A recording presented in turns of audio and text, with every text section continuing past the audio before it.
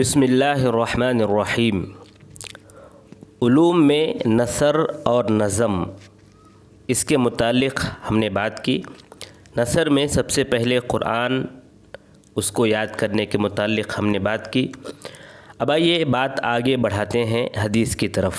حدیث جو کہ شرعی مصادر میں دوسرا درجہ رکھتا ہے، اس کو بھی اہتمام سے یاد کرنے کی ضرورت ہے۔ جس طرح قرآن کو یاد کرتے ہیں اسی طرح احادیث بھی یاد کر سکتے ہیں، کیونکہ احادیث جوامع الکلم ہیں، مختصر مگر جامع باتیں ہوتی ہیں۔ اب حدیثوں کو یاد کرنے جب کوئی بیٹھے گا تو حدیثیں تو یاد ہو جائیں گی کیونکہ وہ مختصر ہیں، لیکن دو چیزیں انسان کے لیے مشکل ہوں گی۔ نمبر ایک، سند کو یاد کرنا۔ نمبر دو، حدیث کے علل اور اس کی تخریج کو یاد رکھنا۔ کتنی سندوں کو یاد رکھے گا؟ تھوڑے یاد کرنے کے بعد ہی اسانید کو ایک دوسرے میں ملانا شروع کر دیا جائے گا۔ اسی لیے صرف راوی یعنی صحابی پر اکتفا کیا جاتا ہے۔ ابو شامہ مقدسی رحمہ اللہ فرماتے ہیں کہ علوم حدیث تین طریقوں سے لوگ علوم حدیث کی طرف توجہ دیتے ہیں۔ نمبر ایک، متون کو یاد کرتے ہیں، اس میں موجود چیزوں کی معرفت حاصل کرتے ہیں اور ان کی فقہ حاصل کرتے ہیں۔ نمبر دو، اسانید کو یاد کرتے ہیں، رجال کی معرفت حاصل کرتے ہیں، صحیح اور سقیم میں تمیز کرنے کا کام کرتے ہیں، اور یہ اہم کام کیا جا چکا ہے۔ جو کتابیں ہمارے سامنے موجود ہیں یہ سب چیزیں ان کتابوں میں موجود ہیں۔ نمبر تین، احادیث کو جمع کرنا، اس کو لکھنا، اس کو سننا، سند عالی حاصل کرنے کے لیے رحلتیں کرنا۔ یہ کام اچھا کام ہے، کیونکہ اس امت کی خصوصیت میں سے یہ بات ہے کہ سند اور سلسلے کو یہ امت باقی رکھی ہے، لیکن اگر اس سے بھی نافع اور کوئی چیز ہے تو اس کو حاصل کرنا بہتر ہے۔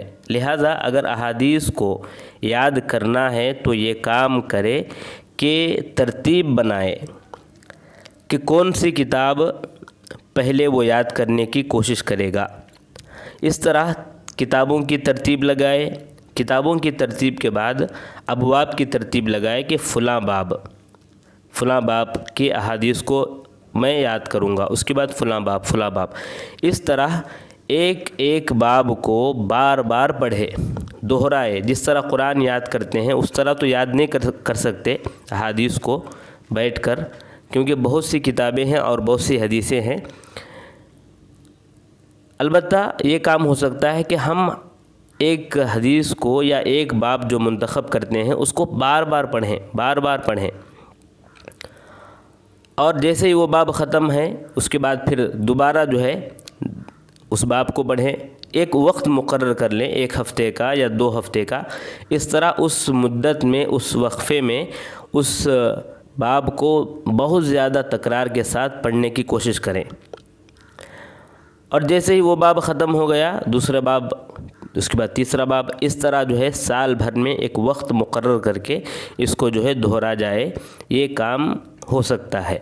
یا ہم لکھ کر بھی جو ہے یاد کر سکتے ہیں، جیسا کہ اسلاف میں کئی ایک نمونے بھی ملتے ہیں کہ اسلاف باقاعدہ تکرار کے ساتھ پڑھ کر یا لکھ کر وہ لوگ یاد رکھنے کی کوشش کرتے تھے۔ جیسے ابو الفضل ابن طاہر کے بارے میں آتا ہے کہ صحیح مسلم کو 7 مرتبہ انہوں نے لکھا۔ ابو القاسم ایدروسی صحیح بخاری 8 مرتبہ لکھے اور صحیح مسلم 9 مرتبہ لکھے۔ ابو الحسن علی بن عبداللہ العلوی صحیح مسلم 6 مجلس میں ختم کیے، تکرار کرتے تھے۔ برہان الدین حلبی صحیح بخاری کو 50 مرتبہ اور صحیح مسلم کو 20 مرتبہ پڑھ کر ختم کیے۔ فیروز آبادی بخاری کو 50 مرتبہ ختم کیے۔ حسن سمرقندی صحیح مسلم کو عبدالغفار فارسی کے پاس 30 سے زائد مرتبہ پڑھ کر ختم کیے۔ ابن حجر رحمہ اللہ صحیح مسلم کو کئی مرتبہ دہراتے رہے۔ عبد الکبیر کتانی بخاری مسلم دونوں کو 50 مرتبہ پڑھ کر ختم کیے۔ البتہ جو حدیثیں دعاؤں کی حدیثیں ہیں، جن میں نماز کی دعائیں یا فلاں دعائیں، تو وہ تو انسان اگر ان کو یاد کرنا چاہے تو یاد کرنا ہی پڑے گا، چونکہ دعائیں ہیں تو دعائیں یاد کرنا ہے اور اس کے ساتھ ساتھ حدیثیں بھی یاد ہو جائیں گی۔ دوسرا طریقہ یہ ہے کہ ہم مذاکرہ کریں جو ہمیں یاد ہیں، اس کے لیے یاد کرنا پہلے شرط ہے، یا اگر یاد بھی نہیں ہے تو ہم جب بھی جو ہے ہمارے دوست و احباب ہیں ان کے ساتھ ملیں بیٹھیں تو بار بار جو ہے مذاکرہ کرنے کی کوشش کریں۔ خاص کر اب ہم امام ہیں تو امام چونکہ ہم صبح اور شام میں درس دیتے ہیں، ایک تفسیر کا درس دیتے ہیں تو حدیث کا بھی جو ہے درس دیتے ہیں، تو حدیث کے درس میں ترتیب وار احادیث کو پڑھنے کی کوشش کریں، عوام کے سامنے جو ہے بیان کریں گے تو اس کا فائدہ یہ ہوگا کہ خود ہمارے اندر وہ حدیثیں تازہ رہیں گی، یاد رہیں گی۔ اس کے متعلق علقمہ رحمہ اللہ فرماتے ہیں کہ مذاکرہ کیا کرو، اس سے حدیثیں زندہ رہتی ہیں۔ یزید بن ابی زیاد فرماتے ہیں کہ ابن ابی لیلہ اور عبداللہ بن شداد بن الحاد ملاقات کیے اور مذاکرہ کیے اور کہنے لگے کہ چلو مذاکرہ کرنے سے حدیثیں تازہ ہو گئیں۔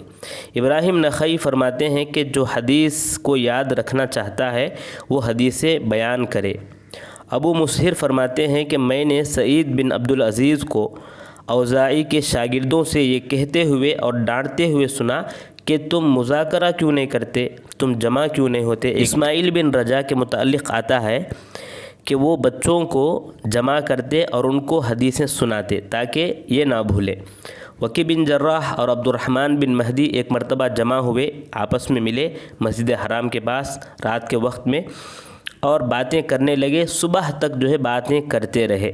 تو مذاکرہ کرتے رہنا چاہیے، اس سے حدیثیں تازہ رہتی ہیں، یاد رہتی ہیں، اور اگر ہم پہلی مرتبہ جو ہے ان تمام حدیثوں کو سنانا شروع کریں دوسروں کو تو خود ہمیں بھی اس کا فائدہ ہوگا۔ ایک اور طریقہ یہ ہے کہ شرح کو پڑھیں، جو بھی حدیثیں ہیں ان کی جو شرحیں ہیں وہ شرحیں پڑھیں، تو اس سے بھی جو ہے ہمیں کافی حدیثیں یاد ہوں گی، تازہ ہوتی رہیں گی۔ اور جو کتابیں ہمارے سامنے ہیں ان کتاب کو ترتیب وار جو پڑھنا ہے تو صحیح بخاری ہے، صحیح مسلم ہے، اور ان کی شرحیں بھی اگر ہم پڑھیں گے، علم کا ایک سمندر انسان اپنے اندر آرام سے پیدا کر سکتا ہے۔